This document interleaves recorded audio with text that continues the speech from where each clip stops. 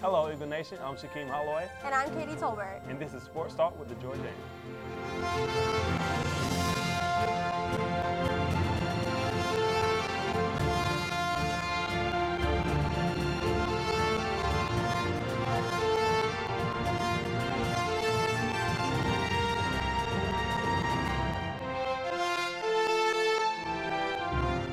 This week we are going to talk about the softball and baseball teams both sweeping their weekend series, football beginning its spring practice, and how the men's and women's basketball seasons came to an end.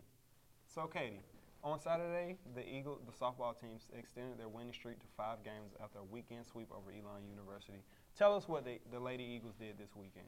Well, the Lady Eagles were very strong pitching-wise. They had 3 pitchers this weekend, starting with their leading pitcher, Sarah Purvis. Collectively, she got 15 strikeouts. And then also Brooke Red came in for one game. And in one game, she got 11 strikeouts. And then also they had Allie Miles in collectively, who got 8 strikeouts.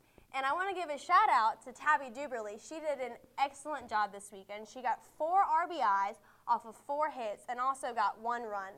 And the women, they started out their weekend with a doubleheader. So they started really strong, and in an 11-inning game, they won, and then immediately had another game and also won. So they had a great momentum to come off this weekend. But I heard that the women were not the only team to get a sweep this weekend. Well, unlike the softball team, the Eagles' pitching has been amazing. In the last 5 games, they've given up an ERA of 1.84, and that's amazing. And it starts with Howard. He pitched 8 great innings on Friday that led to a win. And also, the Eagles had a shutout on Saturday, which is great because they haven't had a shutout since the conference championship game in 2011. And on Sunday, they had their pitching suffered a little bit in the 6th inning, but Justin Hess pitched 5 straight scoreless innings that got him a win. Well, I'm really excited to see both of these teams really get into their conference play. And with that, we'll be right back with former football editor James Foreman to talk about spring football.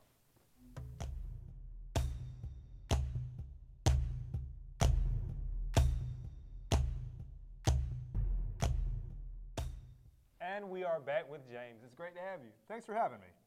So the Eagles are starting their spring football practice this week. Tell us a little bit about it. Well, today, the Eagles are going to start their spring practice at beautiful Eagle Creek.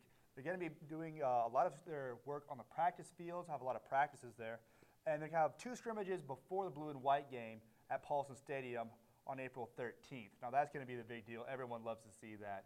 Unfortunately, Dominic Swope and quarterback Jarek McKinnon are not going to be available for all of spring practice because they're injured.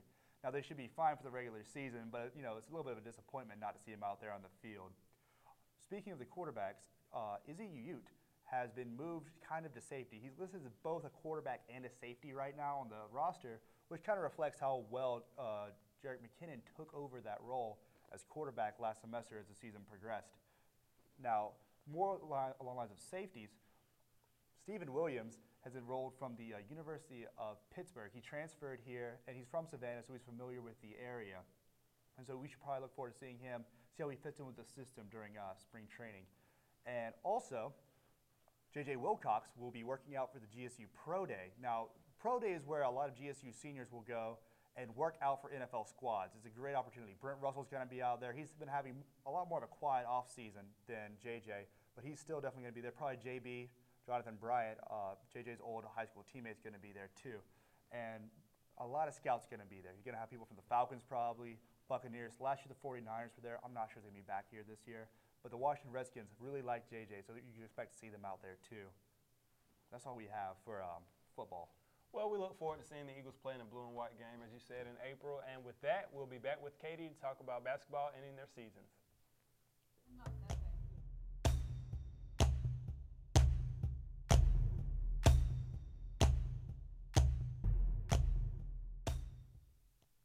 We are back again with Katie. Katie, tell us about how both of the men's and women's basketball team wrapped up their seasons and finished 1-1 in the SoCon tournament this past weekend. Well, both the teams went into the tournament really excited, and they both won their first games. The men won by 16 points, and then the women won by 17 points. But unfortunately, in the following day, they both lost, and the men had a tough loss to the #1 ranked Davidson. So it was sad to see both of the teams end their season. Well, both teams are moving in a positive direction, and they have a young core, and hopefully they'll be better next season. And that's all the sports talk we have for you this week. Thank you for tuning in, and we'll see you after spring break.